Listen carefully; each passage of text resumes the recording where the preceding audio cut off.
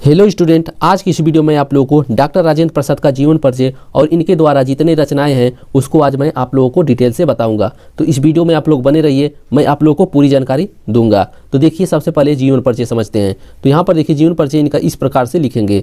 Bharat Ratna doctor Rajendra Prasad का जन्म 1884 ईस्वी में बिहार प्रदेश में छपरा जनपद के जीरादेई नामक गांव में हुआ था। मतलब ये हुआ कि भारत रत्न डॉक्टर राजेंद्र प्रसाद का जन्म 1884 ईस्वी में बिहार प्रदेश में एक छपरा जिला है, छपरा जिले में जीरादेई नामक एक गांव है, वहीं पर इनका जन्म हुआ था। फिर आगे देखिए, इन्होंने कलकत्ता विश्वविद्यालय से MA तथा ML की परीक्षाओं में प्रथम स्थान प्राप्त किए। मतलब ये हुआ कि इन्होंने कलकत्ता विश्वविद्यालय से MA तथा ML की, उसमें आप इन्होंने प्रथम स्थान मतलब फर्स्ट डिवीजन से इन्होंने पास हुए। फिर उसके बाद देखिए, कुछ समय मुजफ्फरपुर कॉलेज में अध्यापक रहे। मतलब कुछ समय पढ़ने के बाद इन्होंने मुजफ्फरपुर कॉलेज में अध्यापक के रूप में पढ़ाए बच्चों को। फिर उसके बाद देखिए, इन्होंने सन 1911 से सन 1920 ईस्वी तक वकालत की। मतलब इन्होंने सन 1911 से सन 1920 तक वकालत की, मतलब वकील का काम किया। फिर उसके बाद देखिए है, सन 1920 ईस्वी में गांधी जी से प्रभावित होकर देश सेवा के कार्य में लग गए। सन 1920 ईस्वी में गांधी जी से प्रभावित होकर इन्होंने देश सेवा के कार्यों में लग गए।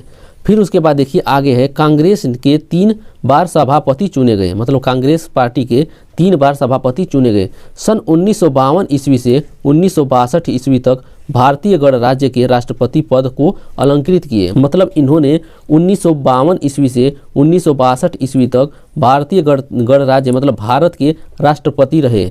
मतलब 1952 ईस्वी से 1962 ईस्वी तक इन्होंने, मतलब 10 साल तक इन्होंने भारत के राष्ट्रपति रहे।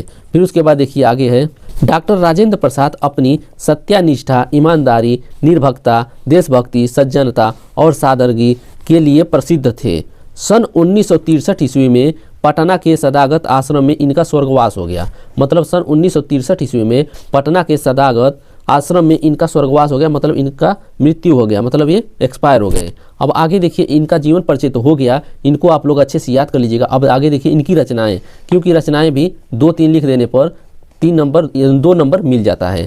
तो देखिए रचनाएं हैं, इतने में से मैं पूरा रचनाएं बता दे रहा हूँ, इतने में से आप लोग 3 या 2 रचनाएं याद कर लीजिएगा। तो पहला है भारतीय शिक्षा, दूसरा है गांधी जी की देन, तीसरा है साहित्य, शिक्षा और संस्कृति, आत्मकथा, बाबू के कदमों में, मेरी यूरोप यात्रा, संस्कृति का अध्ययन, चंपारण में महात्मा गांधी, खादी का अर्थशास्त्र आदि। इतने आप लोग इसमें से 2 या 3 याद कर लेंगे और बोर्ड परीक्षा में आप लोग लिख देंगे तो आप लोगों को 2 नंबर इसका रचनाएं का और 3 नंबर जीवन परिचय का, मतलब टोटल 5 नंबर आप लोगों को जरूर मिल जाएगा। 5 नंबर में से कोई 1 नंबर भी नहीं काट सकता है अगर इस प्रकार से आप लोग लिखते हैं तो आज के लिए बस इतना ही। मिलते हैं नेक्स्ट वीडियो में। धन्यवाद।